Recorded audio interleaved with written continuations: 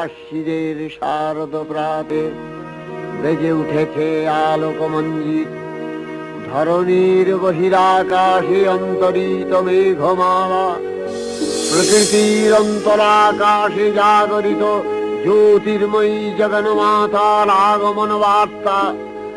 আনন্দময়ী মহামায়ার পদধ্বনি অসীম ছন্দে বেজে উঠে রূপলোক ও রসলোকে আনে নবভাব মাধুরীর সঞ্জীবন।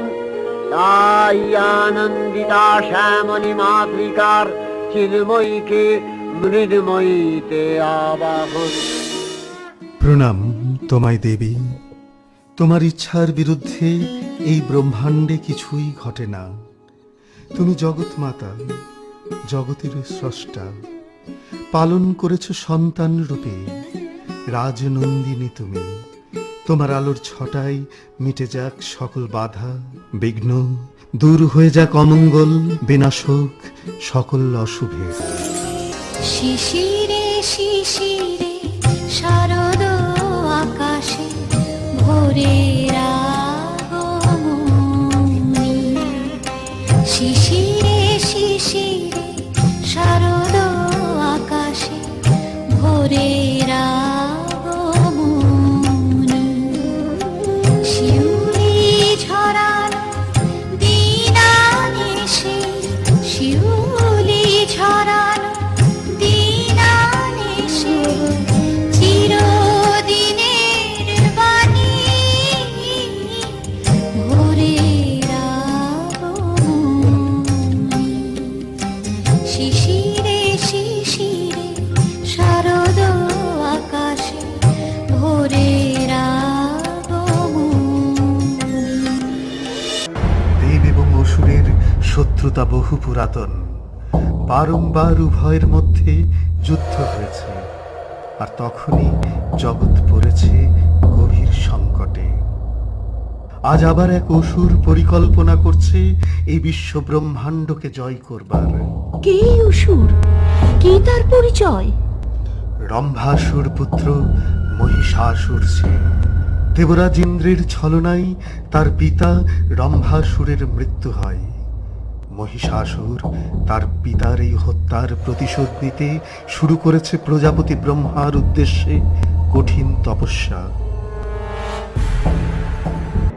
হে পিতৃপুরুষ ব্রহ্মা, তুমি জগতের পিতা, তবে ভবে এই রূপ কেন হবে? দেবতারা ভোগ করেন সকল গর্ব, আর অসুরকুলের শির নত সম্মান খর্ব। দেবতা না হওয়া কেন পাপ? অসুরকুলের ঘরে ঘরে কেন সন্তাপ? কহ কহ মোরে পিতামহ, কেন অসুরের দিন হবে দুঃসহ? আমি রম্ভাসুর পুত্র মহিষাসুর, মহিষানী মম মাতা, কেন নাহি হব নিজ অধিকারে জগৎ বিজেতা? হে মহিষাসুর, তুমি দীপ্ত, তুমি দৃপ্ত। তোমার তপস্যায় আমি তৃপ্ত। আজ হতে তুমি হবে মহাশক্তিশালী।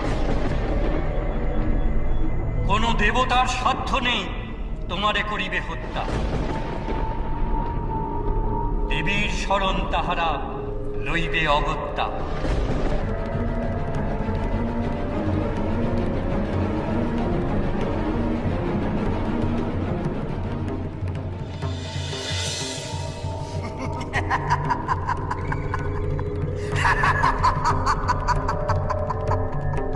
পুরুষ দেবতার ক্ষমতা রথ, নারী করিবে আমারে বধ।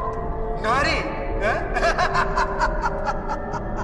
তবে তো আমি নিজেকে অমর ভাবিতে পারি। হ্যাঁ? অমর, অমর। কোন নারী আছে ত্রিভুবনে সমর করিবে আমার সনে?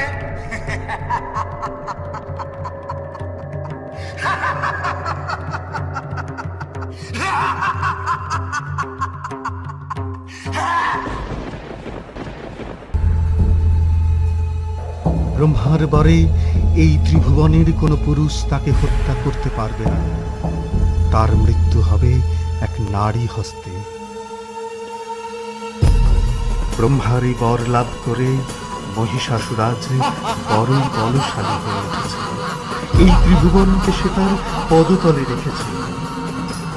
সৃষ্টি বড়ই সংকটে আজ। এইবার তার পরিকল্পনা স্বর্গ আক্রমণ। তুমি আদ্যাশক্তি মহামায়ার অংশ।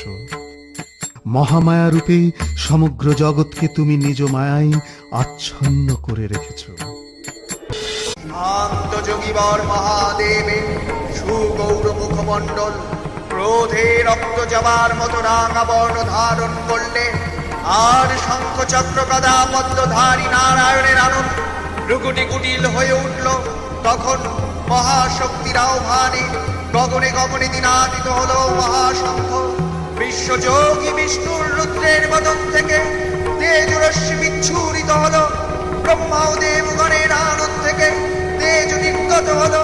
ওই তেজরশ্মি একত্র হয়ে পরমা রূপবতী দিব্য শ্রী মূর্তি উৎপন্ন হলো। ইনি জগন্মাতৃকা মহামায়া, এই আদ্যা দেবী ঋগ মন্ত্রে ঘোষণা করলেন আত্মপরিচয়। সকল দেবতা মহাদেবীকে নানা অলঙ্কারে অলঙ্কৃত করে, অভিভূত প্রহরণে সজ্জিত করে অসুর বিজয় যাত্রায় যেতে প্রার্থনা করলেন। রণতুণ্ড বিধ্বনিতে বিশ্ব সংসার দিনাদিত হতে লাগলো। যাত্রার পূর্বে সুরনর লোকবাসী সকলেই দশ প্রহরণ ধারিণী দশভুজা মহাশক্তিকে ধ্যান মন্ত্রে করলেন অভিবন্দনা।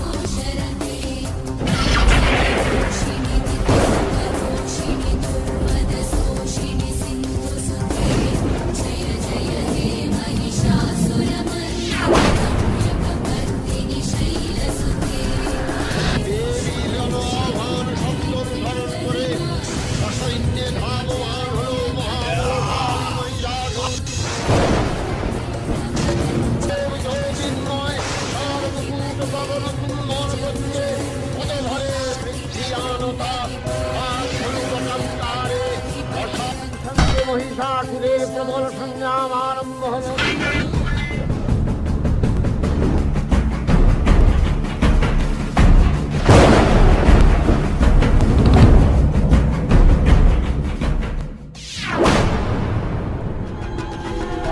অবস্থায় দেবী চন্দ্রিকা